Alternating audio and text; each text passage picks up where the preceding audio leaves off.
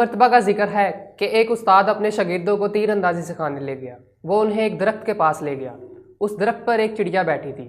اس نے کہا، کیا تم لوگوں کو وہ چڑیا نظر آ رہی ہے؟ انہوں نے کہا، جی ہاں۔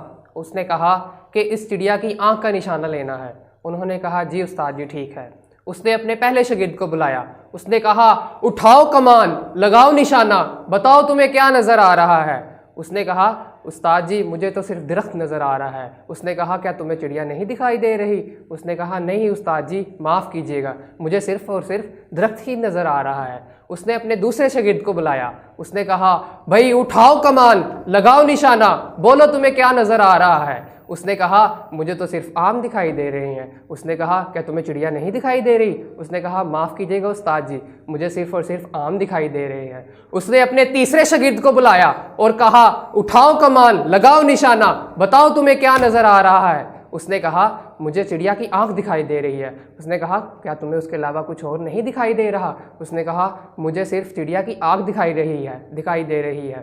آم دکھائی دے رہے ہیں؟ اس نے کہا نہیں۔ درخت دکھائی دے رہا ہے؟ کہا نہیں، آج صرف معاف کیجیے گا مجھے چڑیا کی آنکھ ہی دکھائی دے رہی ہے۔ اس نے کہا، لو میں خود سامنے آ گیا ہوں، کیا میں نظر آ رہا ہوں؟ اس نے کہا، معاف کیجیے گا استاد جی، مجھے صرف اور صرف آج چڑیا کی آنکھ دکھائی دے رہی ہے۔ آج میں آپ سے یہ کہنا چاہتا ہوں کہ اگر آپ اپنی زندگی میں اس طرح کا فوکس رکھ لیں تو یقین مانیے اس طرح کا فوکس لے کر آپ کسی بھی میدان میں اتر جائیں گے تو آپ کو جیتنے سے کوئی طاقت نہیں روک سکتی۔